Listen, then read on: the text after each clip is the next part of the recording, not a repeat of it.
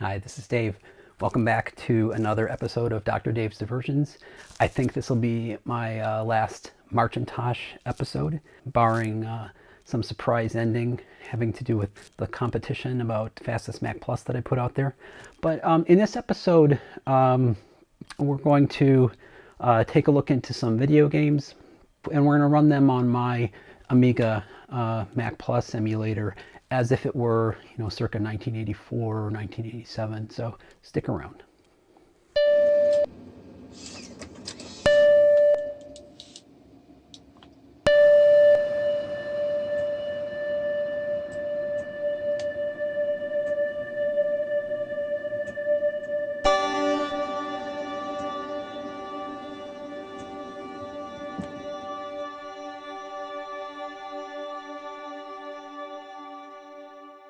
So specifically in this episode, I'm going to show you how I wrapped up my MARCHintosh projects that I proposed a few videos ago. The latest are, we're going to look at some games that I proposed before, but when I started, well, what I did is I revived my 30-year-old Mac emulator, and I used to use this particular floppy drive with it, the cutting edge 3.5 inch. Basically a knockoff brand. It was much less expensive than buying Apple hardware. And what I didn't show you at the beginning of the month was that I actually had a real 800K Apple external drive, but I was just afraid that it was not going to be able to be working again because it seemed jammed completely. You couldn't get even a floppy in and out of it. The mechanism was stopped in the down position. But thanks to Adrian Digital Basement's awesome tutorial about how to service these drives, this past weekend I got it working just great. And now that's attached to my AMAX cartridge and into my Amiga instead of that cutting edge drive. So I'm a little more authentic on the Mac front with that device. If you saw my last video, we tried to get the Asante ENSC SCSI over Ethernet controller working. And I just have one that has some problems, so I didn't get that working.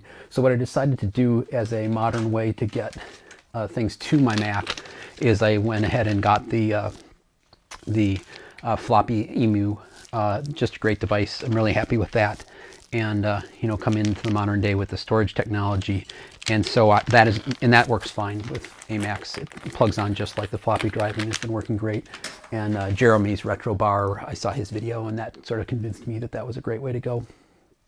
One thing that we didn't touch is I have the Apple SCSI 20 meg SCSI drive from forever ago. I just haven't gotten around to looking at that yet. But what we're going to do today is look at a few favorite Infocom games that I happen to have the original distribution of in the package from back in the day. That's Hitchhiker's Guide to the Galaxy from 1984, Starcross from 1984, and Stationfall, I think, from 1987. So we'll run those as close to we could as if it was on one of the original Macs. I'm not going to be using my 68040. We'll see how close the emulator can get to making these run and what that was like. And I'll give you a tour of the cool trinkets that are in the Infocom boxes, because that was really, the glory years of video game packaging. Both there was that era in the 80s, and then again, it sort of a resurgence of it in the 90s. But that kind of went into, the openings of the games, and some of the online content was where they impressed you. So that's the plan for today. We're going to go to the bench and the screen and show you that stuff, and then come back at the end, and I'll close out for MARCHintosh, telling you about a couple of the awesome experiences I've had, what I liked about it, and where we're going to go from there. So let's cut over to the bench and kick it off with Hitchhiker's Guide. All right, so first up we have the original Hitchhiker's Guide to the Galaxy for the Mac. This was from 1984. It was available for the original Macintosh, presumably worked on the 128K model. And we're at the Amiga, and to give us the best chance of being able to run these old games, we're going to run my Amiga not on the 68040, but we'll run it on the 68000, and we'll try to make what would be a reasonable early Mac environment. So let's start up AMAX here, and we won't mount the hard disk because we're going to boot from floppy, just as if we had purchased the game back in the day. And let's change the video to have exactly the screen size of the original Mac, so that games that write directly to the screen might still work. Memory preferences, let's give it some reasonable size for a Mac. I'm going to say 4 meg. It's a lot for the time back in the mid 80s, but at least it's a configuration that was possible with some Macs like the Mac Plus. And we're ready to go. And say okay. Now let's open this up, and while this is booting, we'll take a look at some of the stuff that comes with the game. So here's the original disc, 1984. The glue on the label seems to make it not look so nice, but I'm putting that in my real Apple 800K drive attached to the AMAX cartridge, and it's booting up. And it's saying that, you just need an Apple Macintosh computer. You can make a backup of some portions of the disk, but it notes that if you run off that copy of the disk, it's going to ask you for this original master disk at some point. So it does have some kind of copy protection. This is AMAX asking if we want to format the RAM disk. We're going to say no. So here we are booted off the Hitchhiker disk. And if we say about the Finder, it is Finder version 1.1G from 1984. Very early. You notice some things like there's no shutdown or restart. This was usually used on a floppy-based machine. And here's the Hitchhiker executable from Infocom, and let's start that up and get that going. All right, so looks like we should have a fighting chance of running this. What else we got in here? Well, looks like we got a cool pair of peril-sensitive glasses, practically unused. There's a nice piece of fluff, presumably unused, I don't know. Looks fluffy, little flattened. Microscopic space fleet, unopened. Nice, that could come in handy. Some documentation. Seems like I'll need a Babelfish to understand this, because it's in a language that I can't read. And what's this? An order for destruction. So if you know the 1979 book, Arthur Dent's house was planned to be destructed, and here's the order. So maybe I'll put this up in the house. So pretty cool. Something that I know should be there that's missing is the don't panic button. So probably the owner of this game, he probably wore in real life the don't panic button. So what else do we have here? Well, there's a poster, an Infocom poster, sort of giving us a tour of their different games: introductory level, standard level, advanced level, expert level. Oh, and what do we have on the screen? It's saying, please insert your master disk. Well, I can't get any more master than the master disk that I put in, so that's disappointing. I've tried this many times. I can't get around this. I've tried different disks. Here we're on a real Apple drive, so it's not the drive. Possibly something with the emulator. It's also possible that the disk is damaged, and whatever copy protection mechanism they're using to read some invalid data or something on the disk, that's just not working. So we're blocked there. But anyway, the poster at the end of the video, or towards the end, I'll add a chapter that shows you how you can run these games on a modern machine, no problem. So it's just we couldn't run in this environment. But interestingly, they call Hitchhiker's Guide a standard level, but it's generally considered a very difficult game. It has some puzzles that you can't just figure them out by using the book. I used to play it on the Commodore 64 in the 80s. And it was probably the text adventure game that I played the most. I don't know if I can say I really liked it, but it's certainly entertaining and a nice example of a golden era Infocom game of the Gray Box series, a ton of their earlier games. And so, well, let's reboot to get out of this problem and move on. So next up we have Starcross, also from Infocom, also from 1984. And let's get into AMAX just like we did last time. All right, let's insert the game disc.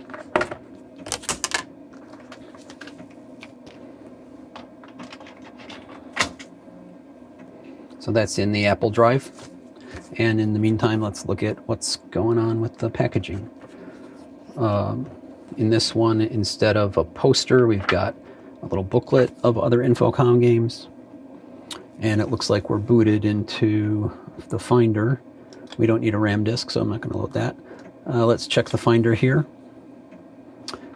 This is also version 1.1G 1984, so very early version of the Finder. And there's the Starcross executable. Let's launch that. And what else do we got? The Bureau of Extrasolar Intelligence to all spacecraft owners and operators. Set in February 8th, 2132. All right, the game is up. So we got the game up. Let's finish looking at a couple of these things and see how that looks. So a letter to set the scene. Not much else here, but let's see. We got a big poster in this one. What is this? Well, this big poster. Oh, this is part of the game. So we're the MCS Starcross apparently. Mass detector output. This is some kind of screen, I guess, that you'd have on the bridge or something, and star fields, and we'll see. We'll have to see if that plays into the game. So that's all that's in there for trinkets.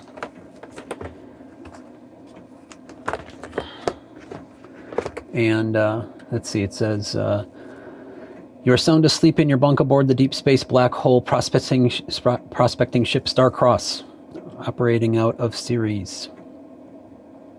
You're in your living quarters. You are in the bunk. The nook is your Spartan living quarters, containing only a bunk and a bureau. The only exit is to starboard. There is a tape library here, outside the bunk.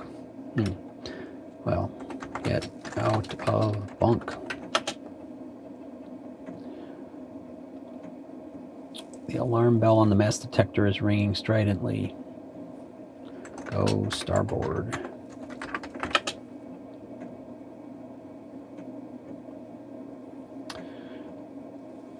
Mass detector, that's the thing that the poster was. On the detector are a red button, a blue button, and a small screen. Alarm bell.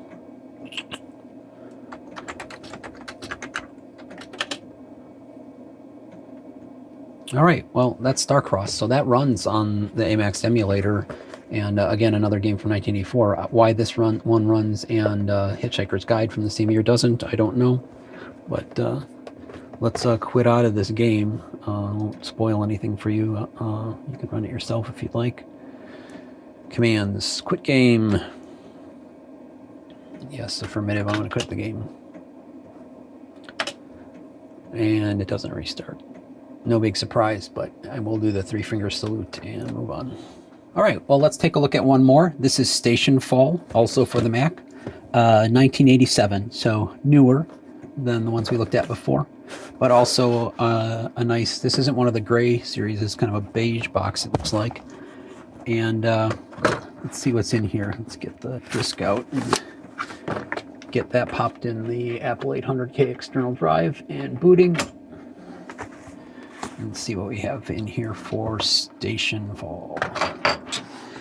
All right, we've got the Infocom screen up. Looks just like it did in Hitchhiker's Guide. And we have an assignment completion form for Lieutenant First Class. We've got a robot use authorization form. Let's pause here and say we don't need a RAM disk.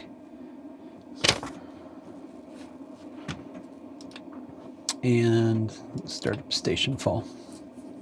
All right, robot use authorization form.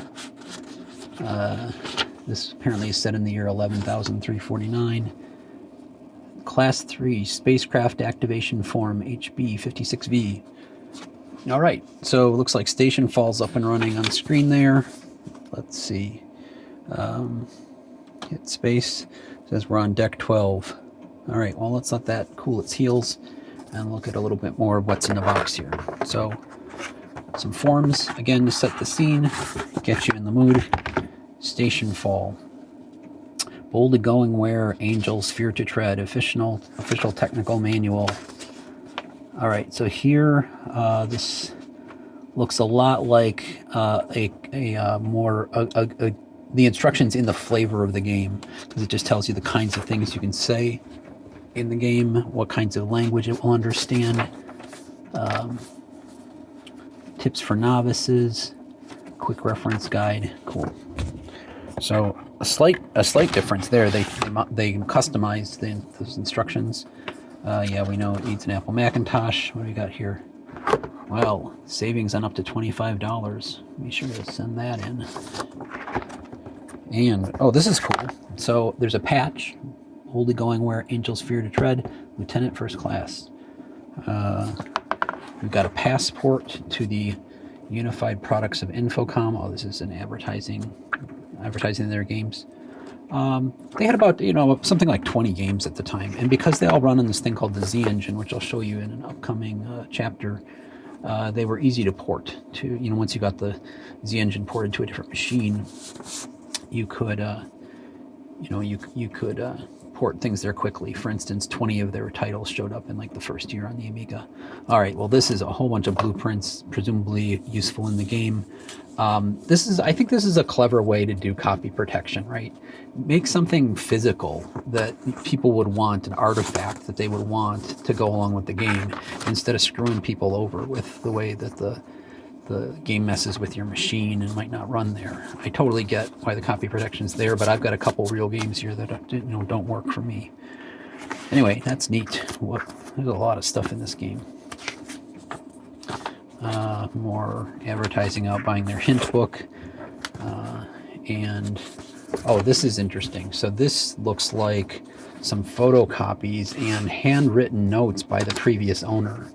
So I'll be careful not to show anything, private here. But, this is, somebody really dedicated to playing these games, what they might have been keeping track of, notes on their different pages there. So that's pretty cool. And this game also happened to have in it the original receipt for the game. And it looks like Starcross, or Stationfall here rather, was bought via the Mac Connection, a store in Marlow, New Hampshire. The person that bought it was here in Wisconsin, and they paid $24 in April of '88 for this 1987 game. So yeah, you're talking, that's a significant amount of money. That's at least $40 or $50 in today's money. Again, like I said, this is kind of at the height of the golden era for packaged video games. All right, so anyway, boots up again. I'm not going to try to play the game in front of you here, but and just for Ron of Ron's Computer Videos, before we do that, let's change it into Chicago font because he likes that one. Looks like maybe this one doesn't crash and actually might take us back to the Finder. Sure enough, it does. And you can see the difference this is in 87. It has the shutdown menu. There's different things, but the game actually came with the operating system from Apple. That's pretty interesting. And presumably that's just to make it a convenience, right? Because you had to be able to boot the game in without having to swap a lot of disks. This is just the most convenient way to do it. I'm imagining Apple must have had to give them the okay to do that. Well, I'll shut down. All right, so here we are in Bash on my Mac OS machine, Mac OS Catalina, my MacBook Pro, and I'm not going to let that problem with the Hitchhiker's Guide disk, keep me from running the game. So I thought I might show you quickly how I discovered you can run, especially the Infocom games, but these text adventures from the 80s, using a modern virtual machine that understands the bytecode for those games.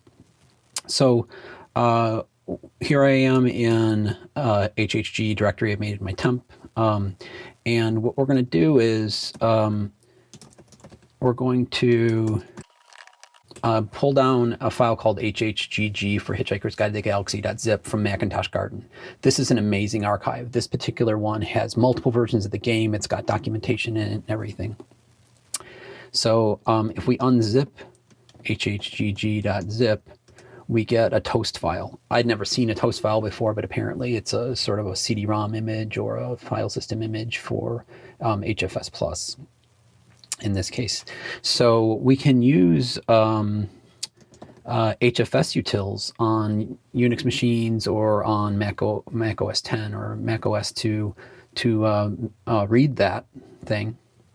And specifically, we can mount it using the virtual mount tool hmount, and say, let's mount that file.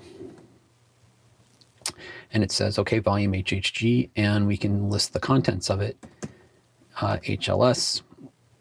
And you can see it's got a number of directories, including different versions of the game. So let's go HCD game versions, HLS. There's the original, and there's one that says Z interpreter. If you wanted the original one from the Mac, which is the one I was trying to load from floppy, you'd go down in that original directory. You'll find a Mac binary file there that you could transfer to a real Mac and presumably run that. But I'm going to HCD into the Z interpreter directory and see there's a file there called hhg.z5. So let's, I think it's hcopy. So let's hcopy hhg.z5, and Z5 is the bytecode version for this particular Z interpreter, which is the language that this virtual machine is, that they used back in the day and still use today. There's a couple open source virtual machines that can run this code, and we'll install one of those in a sec. So let's hcopy that to the current directory, and we've got that file there now. And looking around, I found two different Z interpreters. One was called Zoom, the same name as the video conferencing software. I could only find a 32-bit version. It wouldn't run on my machine, so I found another one called frotz. And the same way I installed, by the way, the HFS tools, brew install HFS utils. You can install frotz that way. So I did brew install frotz, and then now I have this frotz virtual machine for or Z interpreter on here. And now let's run Hitchhiker's Guide. All we have to do to run Hitchhiker's Guide is run frotz on hhgg.z5. We're in.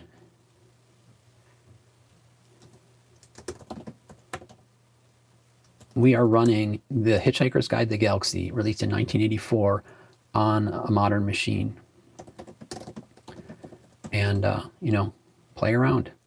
I'm going to quit out of here, but that's the way to get it working on a modern machine. Yes, we want to quit, and we're out. Pretty cool. So let's wrap it up. So that's a little glimpse of the gray box, and then I guess one beige box sort of Infocom game from the mid-'80s on the original Macintosh, and would have been on the Mac Plus as well back in that era. One of the games I didn't show that I talked to you about earlier this month was Microsoft Flight Simulator, the original version for the Mac. This has been the bane of my existence. Guillaume over at the Retro Lab and myself have done some deep dives disassembling this and trying to figure out how the copy protection works. There is some deep magic going on here. We found self-modifying code in the backup utility. We found places where they actively try to prevent you from running Flight Simulator under the control of a monitor or debugger, and Guillaume had some great tricks to work around that. We found places that it insists that you have the floppy disk in the internal drive on the Mac, and it checks for that explicitly in the calls to the ROM. Well, on my Mac emulator, it's impossible for me to make the real Mac drive be the internal drive because the Amiga drives are there. So, so in the future, one of my plans is to keep doing my 68,000 hacking in the toolbox in the Mac ROMs, and probably bridge over into disassembling the Emacs emulator enough so that I can convince it that the external Mac drive is really the internal drive, and get around some of those draconian restrictions that people put on for copy protection back in the day, particularly nasty one there. So as far as I'm concerned, I had sort of a contrived challenge for everyone. I said, I think I have the fastest Mac Plus from 30 years ago, from 1991. I guess I know that it was the fastest Mac Plus then, because Apple didn't make a machine of any sort that the CPU was faster than the 25 megahertz 040 I had on my Amiga in early 91. The Quadra 700 was a little slower, and that came out later in 91. So the closest I've seen come to it, Adrian, Digital Basement, put a 68040 LC motherboard in a Color Classic. That beats my machine by about 10%. I think Geek with Social Skills is also doing something along those same lines. It's the Mystic upgrade. And especially if they can get the FPU operating on it, then it will beat my machine at math performance. So anyway, that was pretty fun, right? I mean, would you have guessed that a 30-year-old Amiga emulator was the fastest Mac Plus that there was even today? And I mean on the real hardware, on real Motorola processors, and there's some, for instance, that that Matt over at Retrobits built that are faster, like on the Pi. But they weren't running those Mac Plus ROMs because people moved forward, right? No one was willing to run such an old system when they did the acceleration. So that's where that is. I really enjoyed MARCHintosh. I made some new friends. I really enjoyed keeping up with the channels. There's a bunch more channels I'm following than I was before. So thanks for participating if you did. I hope you enjoy the content that we have here. And that's about it for now. We'll move on into some other things, and remember that only Mac makes it possible. Oh, is that the way I went? I don't know, but take care.